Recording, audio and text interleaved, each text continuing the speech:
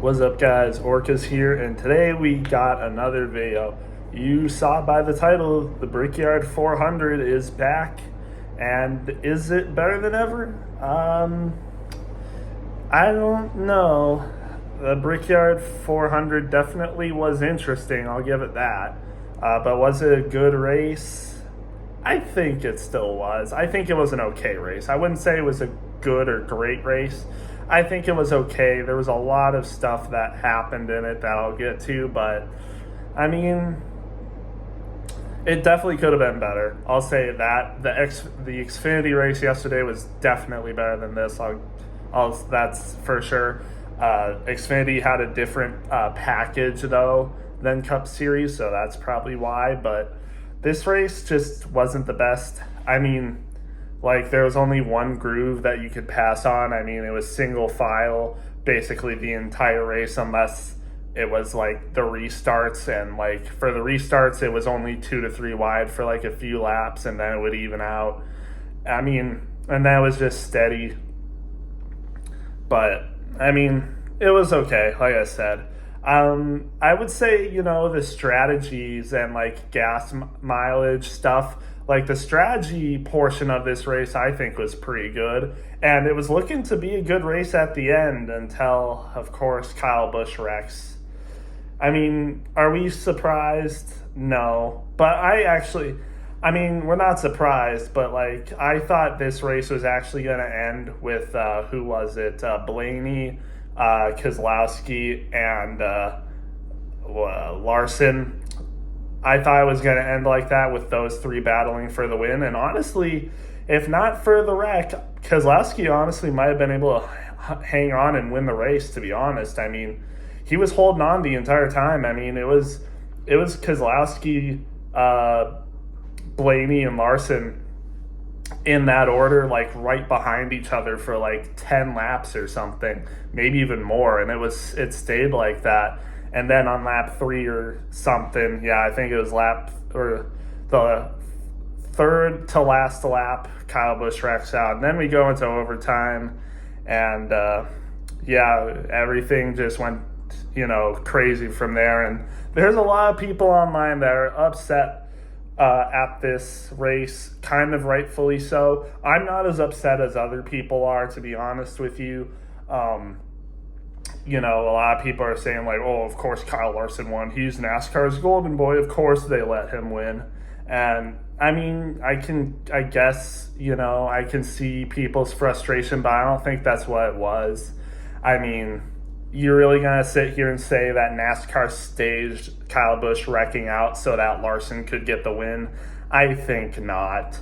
But I mean, you could argue that maybe that's what they did for the final restart and overtime finish. Like, maybe they should have thrown the caution for sure. I mean, they probably should have thrown the caution, but I honestly understand NASCAR not throwing the caution. I mean, we just had Nashville a couple weeks ago that went to 5 overtimes. We were on, our second or third overtime right here. So I understand the reason that NASCAR didn't throw the caution, but they probably should have.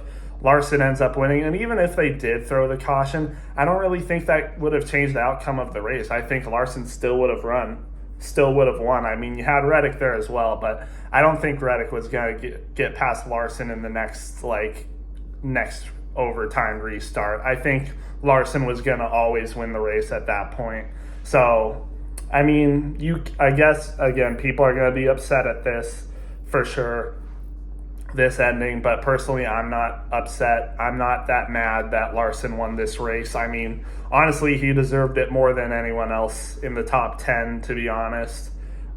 You could argue maybe Blaney should have won, but I mean, I don't know. I think Larson deserved it.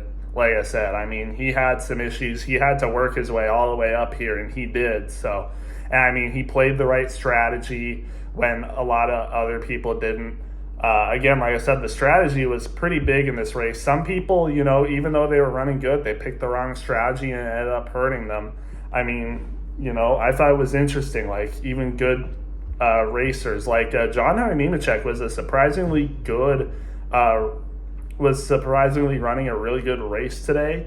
And unfortunately, he picked the wrong strategy. He was running in the top 20 and then unfortunately wrecked out. But I mean, he was driving good this race. And then you had people like Logano and Byron. I mean, they played the wrong strategies. They end up being back in the pack and, wrecking out. And that stuff happens. Sometimes, you got to play it differently. And, again, like I said, it just doesn't work that well for some other people. Even JGR today, they didn't have a good race. It just comes down to playing different strategies. If they played different strategies, maybe it would have worked better for them. But, that's just how it is for the Brickyard 400. So, that's how it is. But let's get to the winner. Kyle Larson wins this race. Kind of some redemption for the travesty that was his Indy 500. Which he was looking to have a good run, but unfortunately, just didn't work out for him. He had that pit road penalty or something and ended up, not doing so well in that race. And then he tried to go to Charlotte, and unfortunately Charlotte got rained out, so he wasn't able to race at the end of it. And it was just a sad day for him, but, gets the Brickyard 400 win, so, a little bit of redemption for him. So, not bad.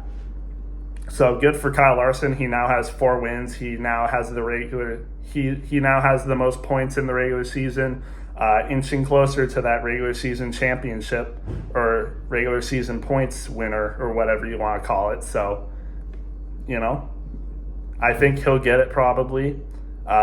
Second is Chase Elliott still, I believe, and he only has 1 win. So I think Kyle Larson's going to maintain the lead for the regular season points champion. So yeah. And NASCAR's golden boy, like they said. So a lot of people are mad at this. I'm kind of happy for Kyle Larson. Like I said, I think he's going to win the regular season points championship, and honestly he's definitely a strong contender to win the championship for this year. So playoff championship, whatever you want to call it.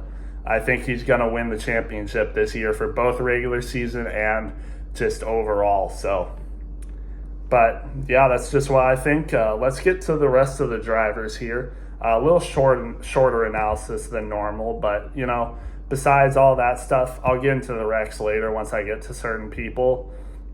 Just not a whole lot to talk about because the passing wasn't as great. It was kind of hard to pass.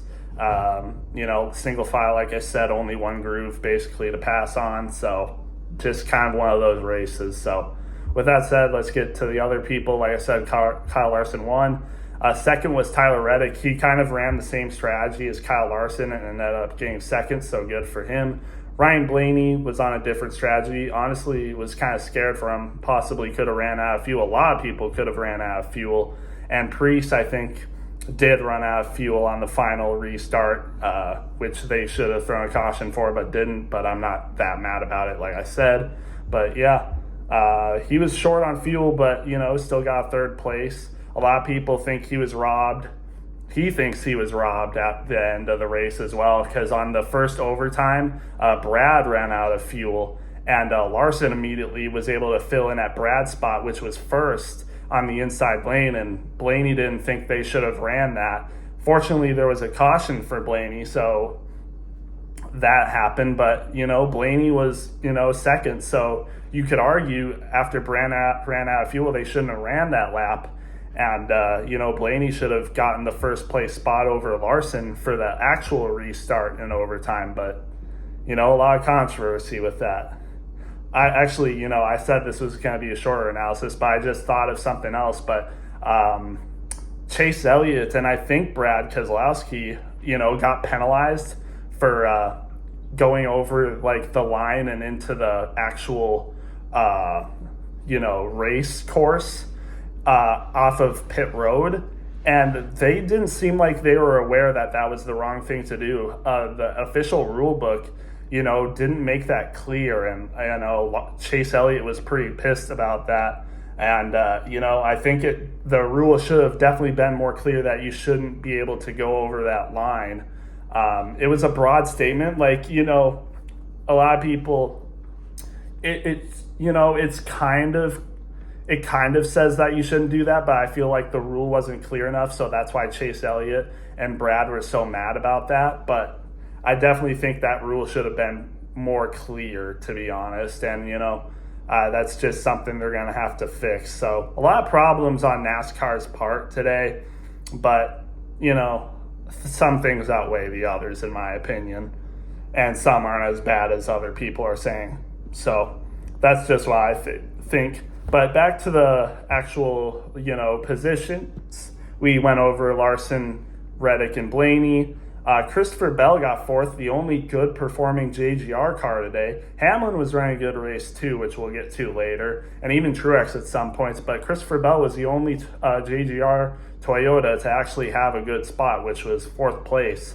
So Christopher Bell played his cards right today, and he got a fourth place finish. So good for him. Bubba Wallace Jr., fifth place. That is a good day for Bubba Wallace Jr. He even won stage 2, I believe. I think he won stage 2. So, good points day for Bubba Wallace Jr. I mean, people were counting him out a couple weeks ago when he was like 50 points behind 16th. But now, we'll get to it later, but he's only -7 behind 16. So, I mean, he's doing good. The points battle for 16th, 15th, and 17th is really close. So, good points day for Bubba Wallace Jr., 5th place, very good day. Todd Gilliland gets 6th place, so good day for Todd Gilliland. I mean, front row has been improving, I think, race after race, in my opinion. I mean, they just look good. I mean, Todd Gilliland, who would have thought Todd Gilliland would be this good like 2 years ago? I mean, he's like, 21st or 20th in points? I didn't expect that this year. So, yeah, Todd Gilliland's doing good, and I can't wait to see what front row does next year when they have him, Noah Gragson, and the third driver that I don't think has been announced yet. But I think front row is going to be good next year. One of their cars might even make the playoffs next year. I'm just saying that right now. I think it's definitely possible. But, good day for Todd Gilliland. Cindric gets a 7th place finish. This race is a lot about strategy, and, for some people it pays off. I mean, you normally don't see Bubba Wallace Jr., Todd Gilliland, Austin Cindric, and then Noah Gragson, and even Daniel Suarez in the top 10. But all of these people finished in the top 10. Like I said, Daniel Suarez finishes 8th and Noah Gragson 9th. You really don't see... I mean, it's rare to see any of these people in the top 10 on a given day, but all of these people in the top 10 on one day, that's crazy. So, yeah, strategy pays off in this race, and a lot of people who normally aren't in the top 10 a lot, they make it here, and it pays off. So, yeah, Chase Elliott, top 10, like I said, even though he had that penalty for going over the line into the course, he still is able to nab a top 10, so good for him. Ricky Stenhouse Jr. had a consistently good day today, running in the top 10 a lot and ends up 11th, so good for him. Hocevar gets a 12th, again, good day for him. We're going to get to some stuff involving Hocevar later in terms of a crash, but, a lot of people aren't happy with Hocevar. I think he's got to be, more safe, I guess, more unreckless. I would definitely say Hocevar in the first half of the season was definitely good in terms of not being reckless, but towards the later half of this season, he's definitely been more reckless, and he definitely did cause a crash, which we'll get to later. Austin Dillon, 13th, pretty good, and LaJoie, 14th. Again, normally you don't see a lot of these people even in the top 15, but to see all these people in the top 15 is kind of crazy. Ross Chastain, 15th, did not have a good day for the most part, and like I said, the race for the 16th spot to get into the playoffs is very close now because Bubba Wallace has been doing better and Ross Chastain has been doing worse, in my opinion. So he's got to start picking things up, or else he might find himself out of the playoffs. McDowell, 16th, good race for him. Zane Smith, 17th. He was having a consistently good race today. The strategy just didn't work out for him. he was running a good strategy for most of the day, but towards the end it just kind of failed on him. A lot of stuff happened that was unpredictable, so I don't blame him, but, it's just how things go. Then you got people like Cody Ware, 18th, Ty Dillon, 19th, just crazy positions, and then Justin Haley, 20th. So, a lot of strange placements today, and a lot of it's also because of DNFs, but it's just weird to see these people in the top 20. Then, again, like I said, Brad Keselowski, 21st, Buescher, 22nd. No, Brad wasn't involved in a wreck, I don't think. He's good. Ty Gibbs, 23rd. He was doing okay, but guess what happened?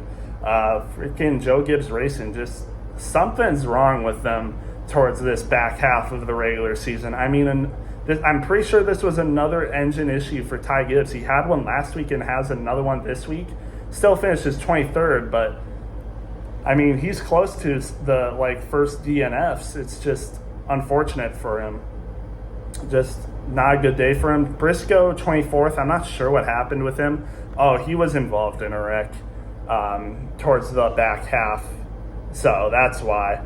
Kyle Busch, 25th, so that's why he finishes down here. Kyle Busch spun out, obviously, last laps of the race, that's why. So, unfortunate for him. Ryan Preece, 26th. He spun out during the last overtime, didn't get his car running. Unfortunate for him. Truex had some issues. He got into it with Chastain and Larson, so unfortunate for him.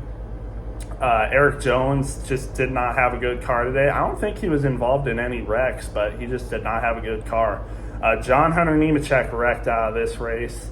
Unfortunate because he was having a good day. So, I mean, again, like I said, John Hunter Nemechek had a top 10 car today, even top 5 at some points, and just wrecked out. Unfortunate for him. Daniel Hemrick also had a decent car today, but wrecked out. Unfortunate for him. Alex Bowman also wrecked out. Denny Hamlin wrecked out. Jimmy Johnson, Joey Logano, Josh Berry, Harrison Burton, AJ Allmendinger, and William Byron all wrecked out. The William Byron wreck and AJ Allmendinger wreck was pretty bad. I mean, I think that was the worst wreck today. Yeah, just a bad wreck. The wreck that caused Joey Logano and Jimmy Johnson to DNF was caused by Hocevar. He forced it 3 wide when he really shouldn't have as they were going into the corner. Joey Logano obviously not happy with that. Even Ryan Blaney actually threw some shots at Hocevar for that, even though it was on Joey Logano and not even Ryan Blaney. He was mad for his teammate, and a lot of people don't like Hocevar in the Cup Series, I think. I remember even before Hocevar got into the Cup Series, when people were reacting to the Truck Series Championship, a lot of even Cup Series drivers were not happy with what Hocevar did in the Truck Series Championship. So, a lot of people are, just don't like Hocevar for his driving tendencies. So, I mean, I think Hocevar needs to earn these people's respect and, actually race responsibly. But that's just how I see it. I like Hocevar, but, I agree that he can be reckless sometimes, and that's what caused Jimmy Johnson and Joey Logano to not finish this race. Last place, BJ McLeod. I mean, we probably all knew he was going to DNF this race. He could never finish a race with his equipment. Unfortunate, but, I mean, not unsurprisingly. So, unfortunate for him, but, yeah, that's just how it goes sometimes. I'm going to look at the point standings here real quick because, I mean, it's close. Like I said, Kyle Larson has the regular season points lead right now, and then in second is Chase Elliott, who's only minus 10 points behind Kyle Larson, which is kind of surprising, but I mean, that's just how it is. Then you have Tyler Reddick in third, only 15 points behind. And then Denny Hamlin in fourth, who has 706 points, so 43 points behind Kyle Larson. But in terms of the people who haven't won a race, I mean, Chris Buescher has 562 points. Ross Chastain has 552 points. And then Bubba Wallace has 545 points. He is only -7 behind Ross Chastain and only -17 behind Chris Buescher. And then Ty Gibbs has actually fallen down a little bit too. He's only, let's see, plus 42? Only plus 42 ahead of Bubba Wallace. So, I mean, it's a close points battle between 14th and 17th, honestly. I mean, 42 points can be made up in one race. If Ty Gibbs doesn't have a good race next week and Bubba Wallace does, I mean, Bubba Wallace could take his spots, and, you know, that's just how it could be. He could get 16th or even 15th in the next race. I mean, it's close now. And, you know, like I said, Chris Buescher, Ross Chastain, Ty Gibbs, Bubba Wallace, all of them from now on need to have good races, or else if they have a bad race, it's like completely switched, honestly.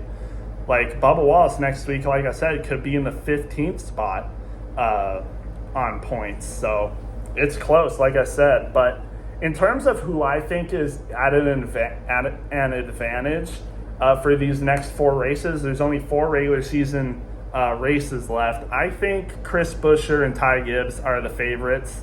I mean, you got Daytona, which is, you know, that could go to anyone, honestly.